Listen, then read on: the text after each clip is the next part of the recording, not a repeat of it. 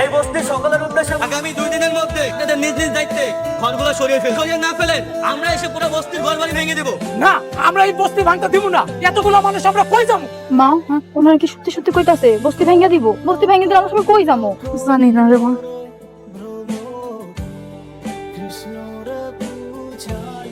কি ব্যাপার, আপনারা বাধা দিচ্ছেন কেন? আপনাদেরকে বলা হয়েছে না এই বস্তিটা খালি করতে, খালি করছেন না কেন? বস্তি খালি করে আমরা থাকবো কই? আমগো তো আর থাকার জায়গা নাই। শুনুন, এই জায়গাটা সরকারের কাছ থেকে আমরা ইজারা নিয়েছি। এখানে আমরা একটা নতুন প্রজেক্ট করব। আপনারা ধনী বলে কি আমগর উপরে জুলুম করতেছেন? এই বস্তি ভাঙতে হইলে আগে সবারে খুন করে তারপর ভাঙতে হইতো। আপনারা তো কোটিপতি, আপনার তো অনেক টাকা আছে, আপনারা চাইলেই তো এর থেকে ভালো জায়গা কিনতে পারেন। এই জায়গা ছাইরা দেন। এটা সম্ভব হচ্ছে না, কারণ আমরা অলরেডি এই জমির জন্য সব রকম টাকা সরকারের কাছে জমা দিয়ে রেখেছি। এখন আমরা চাইলেও এই জায়গাটা ছাড়তে পারবো না। বরঞ্চ আপনারা খুব দ্রুত এই বস্তিটা খালি করুন, তা না হলে কিন্তু আমরা ব্যবস্থা নেব এই বস্তি পরিষ্কার করার জন্য। কি পরিষ্কার করবি? ওই তোকে আমরা কি সতে সব কিছু লয়। ওগুলো একটা উচিত শিক্ষা দেবো। না লয় আর সব কিছু। বস্তি ভাঙা চলবে না। চলবে না লাঠি। এই বস্তি আমরা এখানে আমরাই থাকবো, ভাঙা চলবে না। মা, ও মা, কি সেটা কুসকে? মা, বস্তি সবাই মিললে নাকি ওই বড়লোকের কোম্পানি নামে মামলা করতে যাইবো। আমিও যাবো। আমার নাকি যাওয়া লাগবো থানায় সাক্ষী দেওয়ার লেগে। না না, তোর যাওয়ার কোনো দরকার নাই। ওসব কেস মামলার মধ্যে থেকে তুই কি করবি? কেন মা, আমি গেলে কি সমস্যা? আর তখন দেখলাম তুমি হেরে দেখে মুখ লুকাইছো। তুমি কি হেরে চিনো? ছোটবেলায় তোর আমি কইতাম না যে আমার এক বান্ধবীর পোলার লগে তোর আমি বিয়া দিছিলাম, এই পোলাই হলো সেই পোলা। এই পোলার লগে তোর বিয়ে হয়েছে। কি?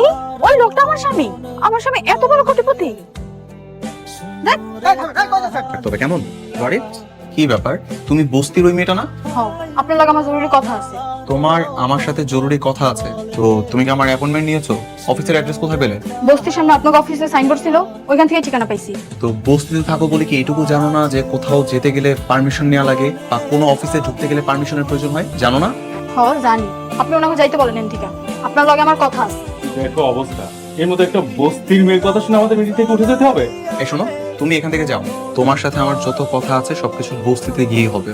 বস্তি ছাড়া তোমার সাথে আমার কোনো সম্পর্ক নাই। আমি বস্তির মায়া হয়ে পারি, কিন্তু আমার আরো একটা পড়ে আছে। আমি আপনার ছোটবেলায় বিয়ে করাবো। What nonsense! কোথায় দাঁড়ায় কি বলছো সেটা কি তুমি জানো? আমি সত্যি কইতাছি, ছোটবেলায় আপনার লাগে আমার বিয়ে হয়েছিল। এখান সাহেব, আমার মনে হয় কালকে আপনি বস্তিতে গিয়েছেন, এই মেয়েটা আপনাকে দেখে লোভে পড়ে গিয়েছে।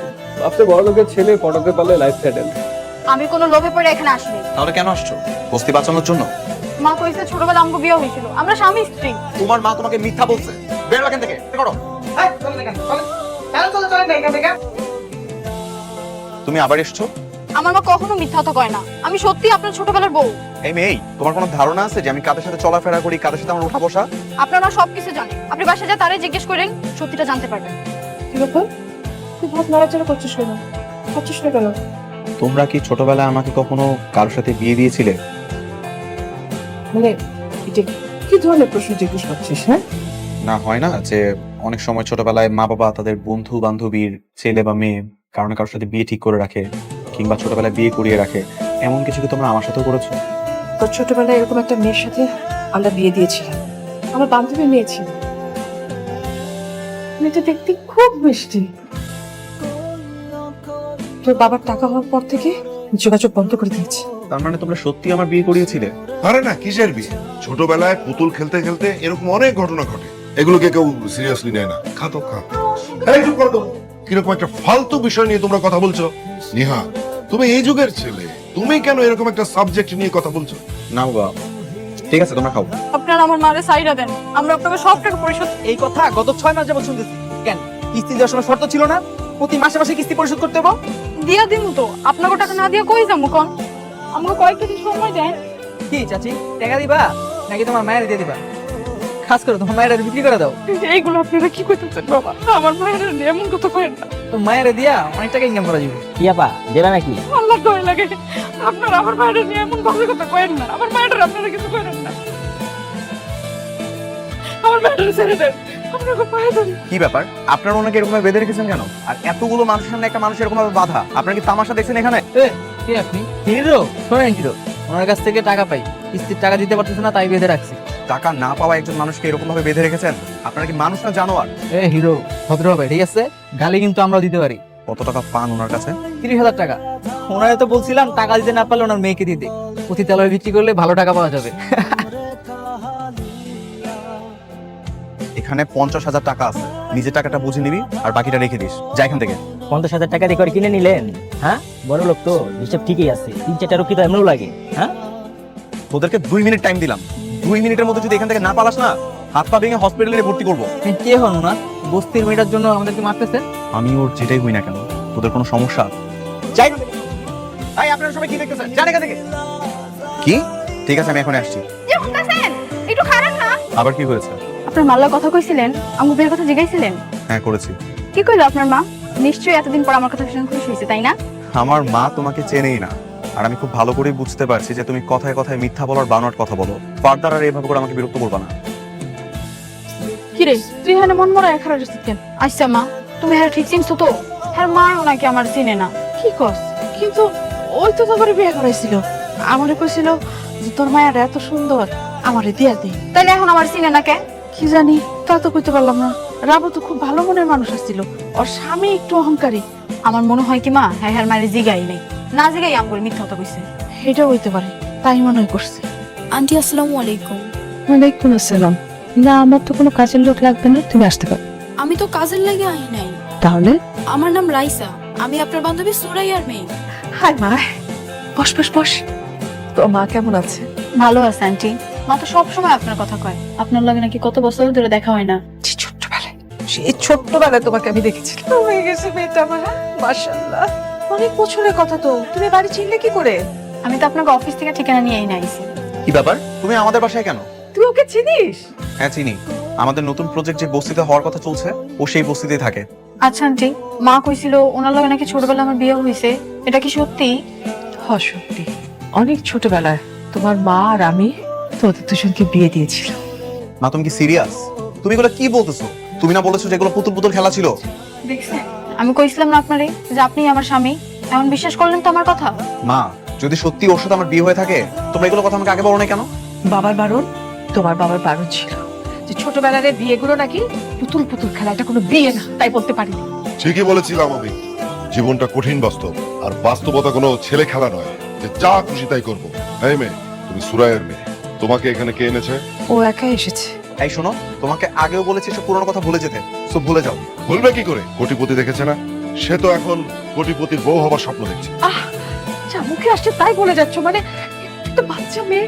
এই মেয়ে, তুমি এই মুহূর্তে আমাদের বাসা থেকে বের হয়ে যাবা, আর কখনো আসবে না। যাও, বেরো, যাও। যাচ্ছ না কেন? কি তোমাকে আমি নিষেধ করেছিলাম না? আমি তো জানতাম না যে ও আসবে, সত্যি আমি জানতাম না।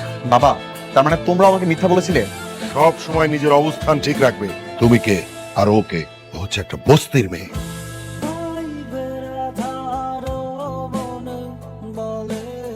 কি ব্যাপার, তুমি এরকম আমাকে দেখেও না দেখার ভান করে চলে যাচ্ছ কেন? কি করবো? কালকে আপনাকে বাড়িতে যাওয়ার পর যেভাবে অপমান করছেন আমারে, এরপরও আপনার মনে হয় যে আমি আপনার লগে কথা কমু? দেখো, কালকের ব্যাপারটার জন্য আমি সরি, আর আজকে আমি এখানে আসছি তোমার সাথে কিছু কথা বলার জন্য। আমার লগে কি এর কথা আপনার? আপনি বড় লোক, বড় লোকের মতো থাকেন, আমার মতো বস্তির মেয়ের লগে আপনার কথা কওয়ার দরকার নেই। তুমি এরকম রেগে যাচ্ছ কেন? আমি তোমার কাছ থেকে কিছু তথ্য জানতে আসছি, তোমার কাছে কিছু চাইতে আসি নাই। মানুষ কয় না তেলে জলে কখনো মিল খায় না, আপনি তেল আর আমি জল, আপনার লগে আবার কিসের মিল? কি চাইতেছেন আমার কাছে? তুমি তোমার কথাটা তো শুনবা, তুমি তো আমাকে কোনো কথাই বলতে দিচ্ছ না। তুমি না বলো তুমি আমার ছোটবেলার বউ, আমি তোমার মায়ের সাথে কথা বলতে চাই, তুমি কি একটু তোমার মায়ের কাছে আমাকে নিয়ে যাবে? আমি সবটা জানতে চাই। কালকে তুমি আমাদের বাসা থেকে চলে আসার পর আমি আমার মাকে বারবার করে জিজ্ঞাসা করলাম, উনি আমাকে কিছুই বললো না। সম্ভবত বাবা নিষেধ করেছে, আর আমার কাছে মনে হয় আমি তোমার মায়ের সঙ্গে কথা বলে সবটা জানতে পারবো, তাই জানতে চাচ্ছিলাম। তোমার মা এই বিয়ার প্রস্তাবটা দিছিল, রাইসারে খুব ভালোবাসতো। তোমার আব্বাই যদি লটারিতে 50 লাখ টাকা জিততে বড় লোক না হয়ে যেত, তাহলে হয়তো এখনো আমরা এই বস্তিতে পাশাপাশি করেই থাকি। আমি সরি আন্টি, এই ধরনের কোনো বিষয় আমি জানি না। ইভেন আমার মা বাবা আমাকে কখনো এগুলো নিয়ে কিছু বলেনি। আরে না না, আসলে হয়েছে কি, আমরা গরিব মানুষ তো, আমগরে হয়তো ওনারা যোগ্য মনে করে নাই। আন্টি, যা হবার তা তো হয়ে গেছে। আমি আরেকটা কারণে আপনার কাছে আসছি। কি কারণ? আমি আপনাদের এই বস্তি জায়গাটা নিচ্ছি না, এটা আপনাদের কাছেই থাকবে। সাভারের দিকে আরেকটা জায়গা ম্যানেজ করেছি, আমার নতুন প্রজেক্ট ওখানেই করব। আপনি সত্যি কইতাছেন? সত্যি। তাইলে তো আমার আর কোনো চিন্তা নাই। মাথা গুজার ঠাইটুকু যদি আমরা চলে যেত, তাহলে আমরা মা মেয়ে যে কোথায় যাই উঠতাম, তা একমাত্র আল্লাহই ভালো জানে। বাবা চাইলে আপনি আর আমার মায়ের মধ্যে যে বান্ধবীর সম্পর্কটা, সেটা ঠিকঠাক মতো রাখতে পারতেন, আপনাদের যোগাযোগটাও ঠিকঠাক মতো করাতে পারতেন, ইচ্ছা করে করাননি। তোমার আব্বা চাইলেই সেটা সম্ভব আছিল। রাইসা, তুমি আমার সাথে একটু অফিসে যাবে? কেন? আমি যাবো কেন? বাবার সাথে কথা বলার জন্য। ওইখানে রাইসা যাইয়া কি করব? আন্টি, আপনি আমাকে ওকে নিয়ে যাওয়ার অনুমতিটা দেন, আসার পর না হয় বাকিটা জানবেন। আচ্ছা ঠিক আছে স্যার। বাবা, তুমি বারবার কেন সত্যির এড়িয়ে যাওয়ার চেষ্টা করছো? আমি আজকে ওর মায়ের সঙ্গে দেখা করে আসছি। ওরা সবাই একই কথা বলছে যে ও নাকি আমার ছোটবেলার বউ। হ্যাঁ, বউ ছিল ছোটবেলায়, তাতে কি হয়েছে? তোমার কি লজ্জা শরম কিচ্ছু নেই? তুমি আমার ছেলের পিছু ছাড়ছো না কেন? এত এত লোক কেন তোমার? বাবা প্লিজ, তুমি ওকে কিছু বলবা না। আমি ওকে এখানে নিয়ে আসছি শুধুমাত্র তোমার কাছ থেকে সত্যিটা জানার জন্য। জেনে কি করবে? ওর সঙ্গে সংসার করবে? পারবে তুমি সংসার করতে ওর সঙ্গে? তোমার যে সামাজিক স্ট্যাটাস আর এই বস্তির মেয়ের সামাজিক স্ট্যাটাস কি এক? পারবো না, মানিয়ে নিতে কষ্ট হবে। হ্যাঁ, এই তো বুঝতে পারছি। তাহলে ওকে সঙ্গে নিয়ে ঘোরাঘুরি করছো কেন? তবে একটা কথা বলি, রিহানের স্ত্রী হওয়ার স্বপ্ন তুমি কিন্তু দেখো না। এত বড় স্বপ্ন দেখাও আমগুলাইকে পাবো। আর আপনার এই কয়দিন অনেক বিরক্ত করছে, পারলে আমার মাফ করে দিয়ে। তাহলে শেষ পর্যন্ত ডিভোর্সটা দিয়ে দিবে?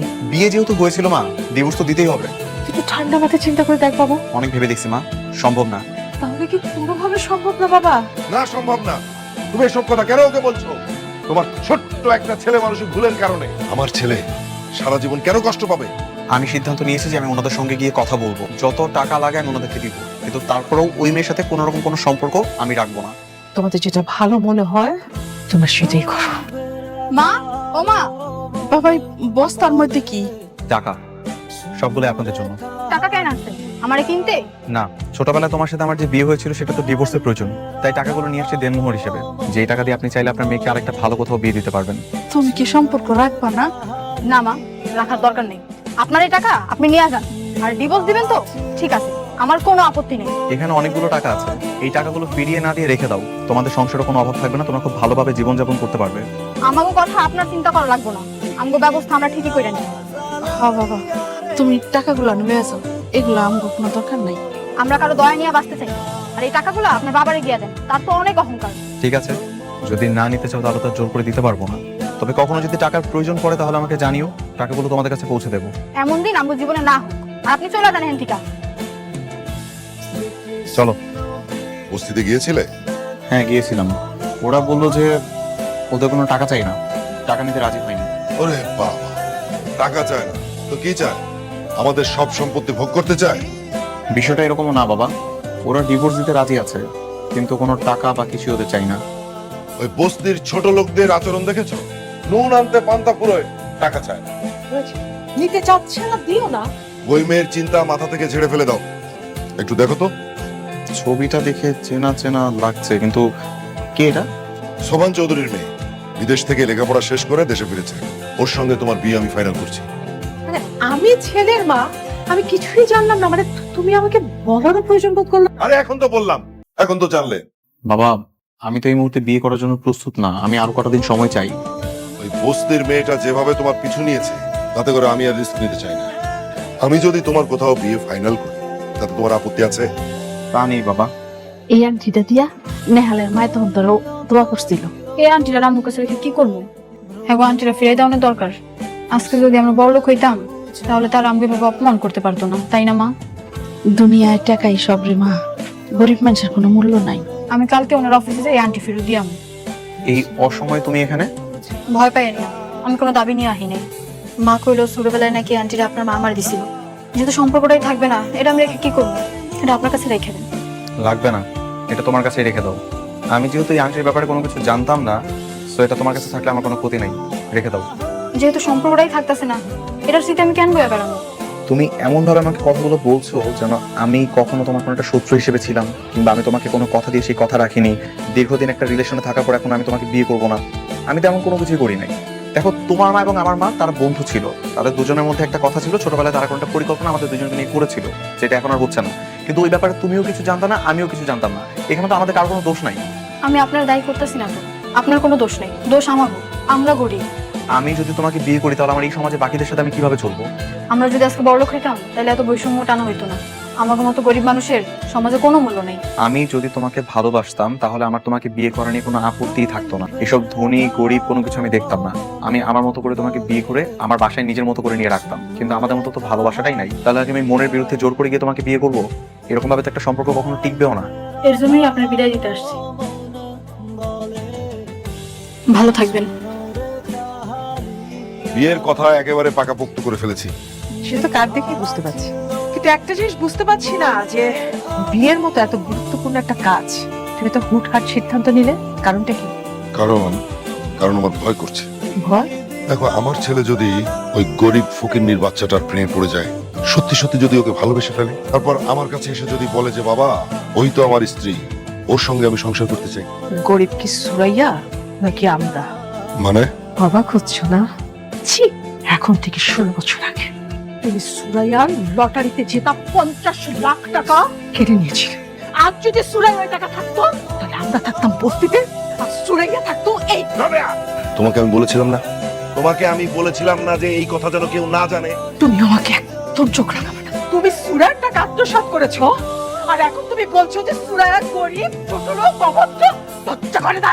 এই কথা যদি আমার ছেলের কানে যায়, আমি কিন্তু তোমার খুব খারাপ করে ফেলবো। কি করে? মুখ বন্ধ করে রাখবে? আরে মুখ তো বন্ধ করে আছি, তোমার সমস্ত কিছু, সমস্ত অন্যায় মুখ বুঝে সহ্য করছি। তোমার এই লোভ, তোমার এই টাকার মুখারের জন্য দুইটা জীবন নষ্ট হয়ে যাচ্ছে। পস্তাবে, তোমাকে পস্তাতে হবে। রাবেয়া, আমি যেটা বলেছি সেটা। বাবা, বিয়ের কার্ড ছাপিয়ে ফেলেছো? বলেছিলাম না যে সারপ্রাইজ দেবো, সারপ্রাইজ। বিয়ের জন্য তো একটা প্রিপারেশনের ব্যাপার থাকে নাকি? এত তাড়াহুড়ো না করলেও তো পারতা। আরে বাবা, শুভ কাজ যত তাড়াতাড়ি করা যায় ততই মঙ্গল। আর শোনো, ওই তোমার যত বন্ধু বান্ধবী আছে যাদেরকে কার্ড দিতে হবে, যতগুলো কার্ড লাগবে নিয়ে যাও। আচ্ছা ঠিক আছে। আন্টি, রাইসা, রাইসা। আরে বাবা, তুমি? আন্টি, আগামী শুক্রবার আমার বিয়ে। আপনি তো আমার মায়ের বান্ধবী, তাই ভাবলাম সবার আগে আপনাকে দাওয়াতটা দিয়ে যাই। আমার বিয়ের কার্ড। যেহেতু শুক্রবার দিনে আমার বিয়ে, আমি চাচ্ছি আগামীকালই রাইসের সাথে আমার ডিভোর্সটা হয়ে যাক। আমি তো আগেই কইছি আপনারা নিয়ে আমগো কোনো চাওয়া পাওয়া নাই, আপনি ডিভোর্স দিয়া দিন, আমার কোনো সমস্যা নেই। আন্টি, আপনি যখন রাইসাকে বিয়ে দিবেন তখন অবশ্যই আমাকে জানাবেন, আমি মাকে নিয়ে আসবো।